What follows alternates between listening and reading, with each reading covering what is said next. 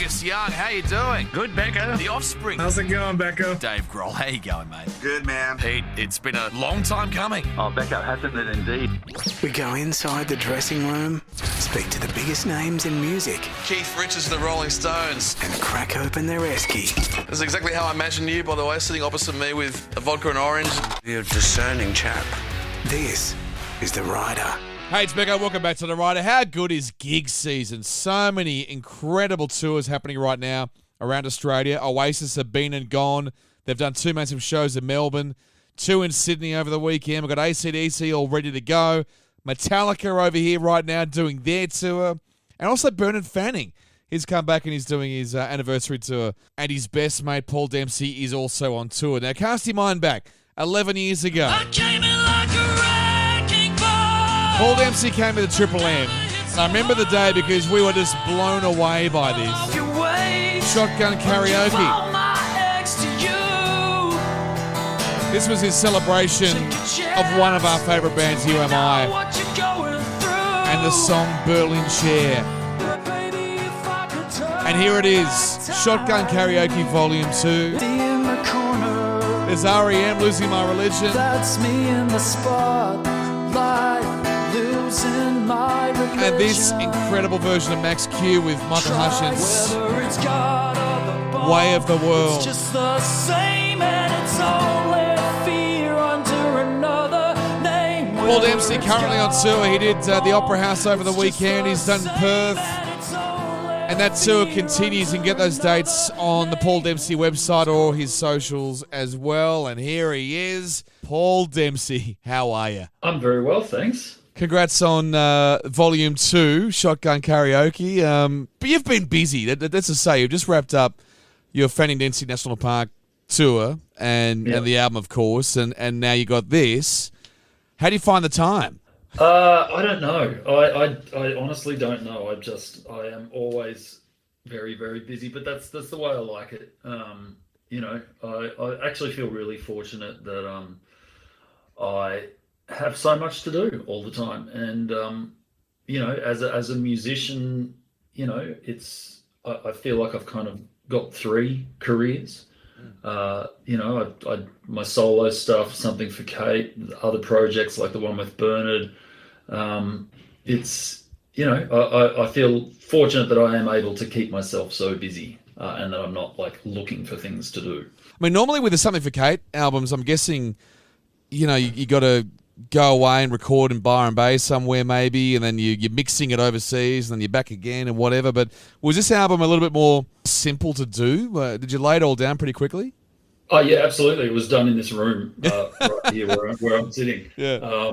That's the beauty of just a kind of solo acoustic, and it's recorded completely live. There was no fixes or overdubs or edits or anything. I just kind of, set up a couple of microphones, played it a couple of times until I was happy with a take, and that's it. And then just a, very simple little mix job and album done. It's the easiest album I've ever made. When artists do covers as well originally, it's a bit of a warm-up, I'm sure, to get rid of the writer's block and blow the cobwebs out and all that kind of thing. Is that how it began, all those years ago with the first one? Yeah, I mean, I think the first time Something for Kate ever covered a song, it was just for fun, There was a song by this band that we just loved, and they were they weren't very well known. It was a band called Hazel, and we covered a song of theirs called Truly, and just because we loved the song so much, and it was really easy to play. It's like 4 chords. So we started playing it at our shows, and then I think we just kind of realized that sometimes it's really nice at a certain point in the set to not be playing your own original material and to just sort of, it's like a little bit of a holiday or something. It's playing someone else's song, and so we just kind of kept doing it over the years, and then I don't know, like I'm pretty quick at learning a song. Like if I hear something, I can generally kind of play it almost immediately. So Clint and Steph started challenging me on tour. Like we'd finish sound check and they'd be like, all right, go and do a cover of this, and they'd record me doing it on the iPhone, and that became a thing we would do every night on tour, and so we called that Shotgun Karaoke. Right. And Yeah, so Shotgun Karaoke was, every night. Okay, Paul, you've got 10 minutes to play this. And then they'd record me in the backstage room just bashing out some shitty version of a song. And it became a record. And now there's a volume 2. And I remember sort of 11 or so years ago, whatever it was, you were saying that, you don't want to be known as the covers guy, but you said, look, but it's something we're doing right now and we're going to tour and it's going to be great and probably come back and do volume 2. You even sort of predicted it back then. Yeah. And the thing is, you do covers so well. And also songs that match your style and match your voice, which makes sense too. Yeah, I mean, I actually, I sort of try and pick things that are not my style.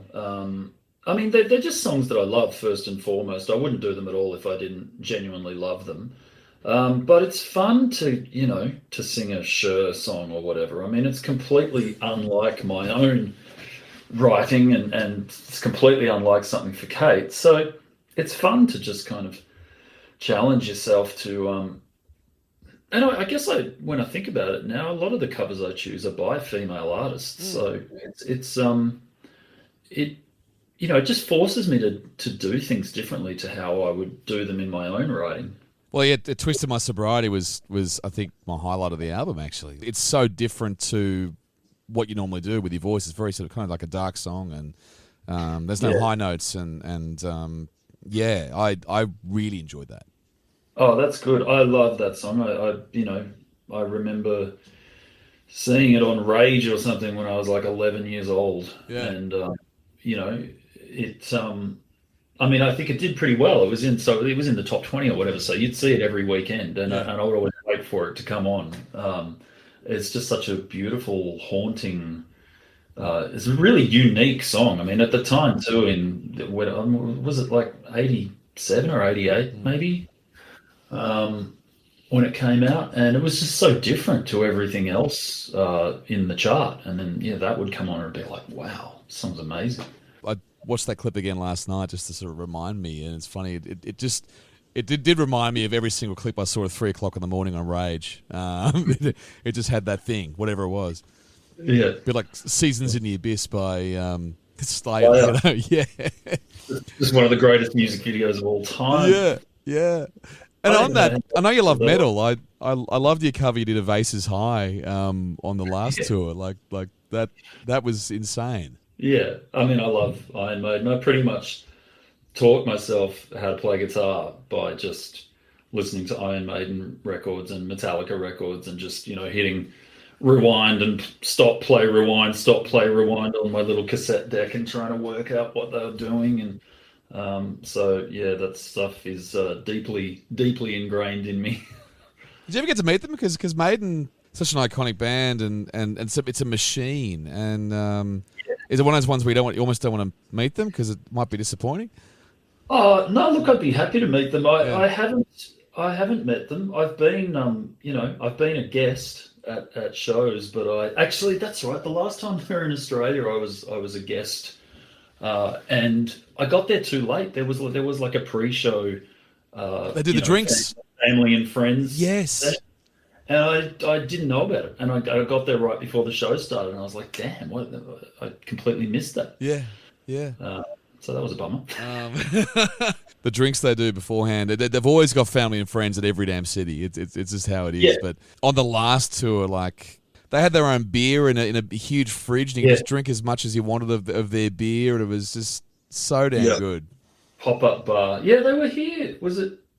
It was either last year or the year before. It was only just maybe just over a year ago. Yeah, last year. Yeah, that's the one where I was at that, and I stupidly just arrived too late and missed the the hangout session. The funny thing is though, you do get spoilt with gigs, and I try to be more respectful these days and try to get there for the opening act. But sometimes when you do go to a lot of gigs, sometimes you sort of go, I'm going to time this perfectly where I walk right in just before the band starts. Yeah.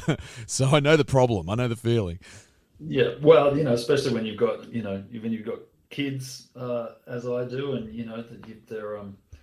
there's dinner and then there's a lot of stuff to do before you can get out the door. How do you do that, by the way? Because I know you got Steph and you got your son. How many is it? Was it one son or two? No, we've got a son and a daughter. Oh, yeah, great. So yeah, I guess you're working around those schedules, and these days you can probably be more selective on how many shows you do in a week and get home for the sort of midweek and whatever. Yeah, it's the ultimate. We call it weekend warrior touring. Yeah.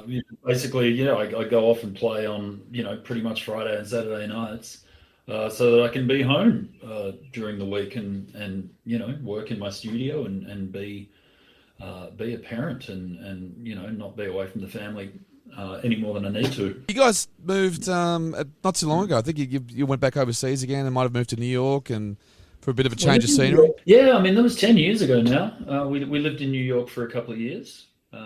We've lived in LA not for that long, but yeah, we were in New York almost 2 years, which was fantastic, and it was really it was the best time as well to be in New York. It was like a little golden era. I don't.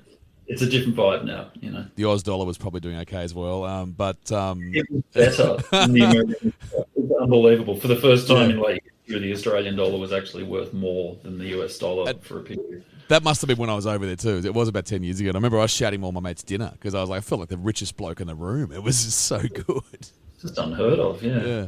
But I know you love America because I remember I think on the last Something for Kate, the album, you filmed the clips over there and did all the photos and everything. And yeah, that's right. A good mate of ours, Morgan, who has directed a bunch of music videos for us. He is based in LA, so yeah, we just decided to go over there for like a weekend and really quickly shoot a music video out in the desert, which was great. And we managed to do it and get home just as COVID was kicking off. So that's right. Yes. And then we ended up delaying the record for a year, and we couldn't tour. And yeah, it was unfortunately that our last album, The Modern Medieval, we are so happy with that record. We think it's the best record we've made to this point, and we just didn't really get to tour it properly. We kind of did one tour and. So I don't know. Well, we'll be touring again at some point, and we'll play those songs. It's a shame because you can't sort of hold things back too long. Like you can put things on the shelf for, God, maybe a year at the most. But songs sort of do age, that they are of a period. And one thing I learned sort of back then was a lot of the artists were saying, look, we could have held on to it for a couple of years, but you just have to get it out. It's yeah. Yeah, and you sort of you don't want to sit on something for so long that you're not creating new stuff. But I remember at the time though, you were doing a lot of covers though, and I remember you and Bernard remotely did Bowie, and that was a really big thing. And I think from memory, maybe a year or so before then, you did the Miley Cyrus cover, which was just nuts, and so much so where it went viral around the world. You had influencers sharing it on their YouTube channels going, what the fuck? Yeah, that was pretty silly. I don't know where. I can't even remember now where the idea came from to do that particular song. But I mean, that was an example, I guess, of deciding to tackle a song, but I have this refusal to change the key. So whenever I cover a song, I do it in the original key, and which forces me to sing in Miley Cyrus range. So it was I had to really really belt the shit out of that one, just to lowering it down so that it's more comfortable for my voice. That cover was so well received, and again, it just confirmed that you got so much variety. I mean, on this particular album, I mean, it's a pretty solid short list. Did you have most of those songs ready to go, or did you have a list left over from the last one, or was it ones where you were like, I've got to do Max Q, I've got to give it a crack? Yeah. I'm sort of always adding to a running list. If I'm kind of somewhere and I hear something on the radio or whatever, I'll be like, oh yeah, wow, that song's awesome. And I always try to find things that are that I think are really great songs, but may have sort of slipped through the cracks or something, or don't still get the play that they maybe used to. Things like "Twist in My Sobriety," I think it's just a genius song, but you probably don't hear it very much anywhere these days. So it's nice to kind of bring it back and go, hey, remember this, and potentially for younger fans who may not have heard it before at all. So yeah, I'm just kind of always adding things, but the Max Q song, I mean, I've always loved that song, but it was my friend John actually who was kind of like, hey, what about that song? And I was like, oh, that's a brilliant idea. That's, I've always loved that song. And yeah, sadly, it hasn't been available on streaming. So I think maybe it's getting some kind of re-release soon, but hopefully this is helping some people discover that if they haven't heard the song before. Oh, people naturally will be making the comparisons online and go to YouTube and put both side by side, and it's what happens. And the great thing about Because of the Night, by the way, as well, because like Springsteen, he wrote it, and the Patti version is what we hear, and so clearly it's a song that either could have done. Yeah, he did do a version. Yeah, he wrote it for Patti Smith, and she had a pretty big hit with it, I think. And then years later, he did a version as well. And 10,000 Maniacs actually did an awesome version of it too. Right. But yeah, it's such a fantastic song. Yeah. And as part of your prep, do you look at other covers of the same songs as well, and just sort of check it out, or you go, nah, fuck it, I'm just gonna do my take on it? Yeah, I don't really research too much. I keep it so stripped back, as I say. It's just acoustic guitar and voice. So there's not that much room to move or room to get fancy or whatever. It's just going to be what it is, and I think that that's what I enjoy about it as well. I mean, I wouldn't want to make a covers record where it was like really produced and really trying to reproduce all of the elements that are on the original. I think the fun of doing it this way is that it's like, it's so raw and it's so stripped back, and there's literally two things, voice and guitar. So you just go, and it is what it is, and no one can accuse you or get annoyed or think that you're trying to better the original or reinvent the original, because clearly you're not. It's just you're just bashing out the simplest possible version. And have you got a favourite guitar you use for all of them, pretty much? Or like, is it the one guitar? Is it the one microphone? And yeah, exactly. It's downstairs at the moment, but yeah, my Maiden 808 that I've had for nearly 30 years. It's just a dream, and you put a microphone in front of it, a Rode microphone. It's actually, now that I think about it, this hadn't occurred to me, but now that you mention it, the Rode microphone is made in Melbourne, and the Maiden guitar is made in Melbourne. Yes. And it's just literally those two things. Not too no bells and whistles, just a good song, and just try and get the best live take.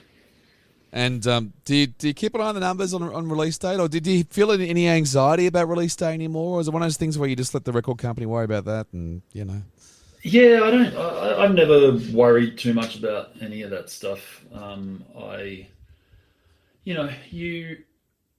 My attitude has always just been, you run your own race, and you do what you do, and you do it to the best of your ability. You give it all you've got. You do it. You please yourself, because you can't please everybody, and so there will inevitably be positive reactions and negative reactions, and you can't control any of it. So you just have to make sure that you're happy with what you're doing, and that you're actually that you're really giving it everything you can, and not half-assing it, or and also but pleasing yourself. I mean, I think if you try too hard to please everybody else, people could smell that shit a mile away. Yeah, correct. So you're better off just kind of going, this is what I want to do, this is how I want to do it, I'm enjoying myself, whatever else happens. But having said all of that, I'm very, very lucky that, things have gone pretty well. Having said, I would find it fascinating though, the numbers thing, like having the Spotify Creators app or whatever it is, and different cities might have different tastes and things like that. How did the first couple of shows go? So you did Perth, and I think you did a small show which I really wish I got to at the brewery. Yeah, they were great. The Hawke's Brewery thing in Sydney was really fun. That's an amazing venue. Yeah. It's like it's a brewery, but it's like a shrine to Bob Hawke. There's all this incredible Bob Hawke memorabilia and like this Chinese restaurant that looks like it's just been sort of like it's come through a wormhole from 1982, and it's pretty fantastic. That show was really fun. I was dragging people up on stage to sing songs with me, and it was pretty silly. And then I played the first proper night of the tour last Friday in Perth at His Majesty's Theatre, which is just stunning. It's a beautiful old, 3-balcony kind of situation. It was great, and just a wonderful crowd and really fun show. Are you playing Opera House? What an honour! Like that's cool. Yeah. Oh, totally. It's definitely one of those boxes that I'll be very happy to tick. I've played at the Opera House before, but with as part of other things. Yeah. This is the first time I'm sort of doing my own headline show in the big concert hall. It's a little bit surreal. Is it just you with the guitar, by the way, or do you have a band with as well, or not? Just you with the guitar? Just me and the guitar. Yeah. Pretty funny, really, doing a tour like this. Doing places like the Opera House or the Palais Theatre or whatever, and I literally walk in the door with a guitar in one hand and a little case in the other. You look at the schedule and it's all like, there's an hour and a half for load-in time and all set up and everything, and it's just like, no, I'm here. Yeah, makes the backstage rider a lot more simple. It's just a bottle of wine maybe, and that's it. Exactly, makes everything a lot more simple. I saw Chris Cornell at the Opera House. Funnily enough, same thing. It was just him. And just the acoustic guitar. I don't think he even had loops or anything going on. I'm pretty sure it was just straight up. And I think it makes it more special. Like, you'll always see your favourite artist with a band, but, when it's just one light and you're in the middle and you're in some iconic venue, I think that's pretty cool. Yeah, it doesn't get much more intimate than that. There's nothing to hide behind. And it's just, kind of you and a couple of thousand people, and you just have to, give them a good time, but there's what I really like about it as well is that I don't really stick to a set list. I mean, I've only done the show the other night in Perth, but it went great just kind of going, well, I don't really know what I'm going to do. Like you tell me, let's just have this night together and let's just figure it out as we go. Yeah. You can't have that sort of intimacy with a band because everyone has to, lock in with each other, and everyone has too many people all have to be on the same page. But I've deliberately, like, these are some of the biggest solo shows I've ever done, and I've deliberately not made too much of a show out of it because I just want absolute freedom when I'm up there. I want total freedom to go this way or that way. So there's no, the lighting people aren't kind of going, all right, next we do this and next we do that. It's like the whole light show, the sound, my sound guy, everyone is just like, what's he going to do next? Like, we don't know. And it's completely free. It's good. It's crazy when you do take requests from the crowd, and they'll be inevitable. Just do K-San, mate. Oh yeah, that happened the other night. It did. Yeah.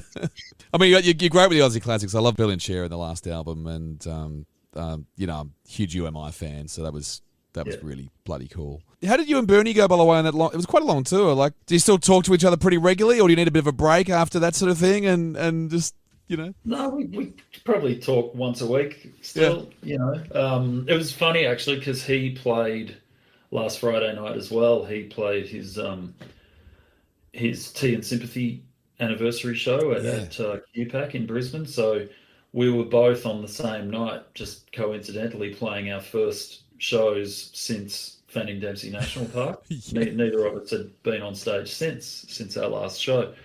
So that was a funny coincidence, and I texted him and I was like, have a good show tonight, mate. I hope you're going to be okay up there without me. We're just staring at each other. But yeah, no, we still talk heaps. It's funny. I got the media release for his the anniversary tour. I think around the same time when I got yours as well. And I literally the same thing popped in my head. I was like, oh wow, they're just slotting right into the schedule, Yeah. Well, mate, it's great to catch up, and thanks so much for your time. And I think this is going to be a great tour, and you've got some sort of incredible venues to come, like the Palais in Melbourne, and of course the Opera House. And next time I'll try and come down to Hawke's Brewing and catch you there and throw a few. You got to get there. It's really worth checking out for sure. Yeah. Well, mate, have fun with the family, and all the best to you. And thanks for the chat. Yeah, as always. Thanks, Becko. Appreciate it. Good on you. Cheers, mate. Thanks again, mate. As always, such a great chat. Paul Dempsey, go and check out Volume 2. Shotgun Karaoke. It is out now. You can stream it, and it's all over YouTube. And his tour continues as well. You can see him in Brisbane, Adelaide, and finally at the Palais in Melbourne. All those dates are online. Next week on The Rider, we catch up with Youth Group. 20 years ago, they came out with that incredible cover of Forever Young. There's a brand new album out. They're on tour right now as we speak. Next week, Youth Group. We'll catch you then. This is The Rider with Becko.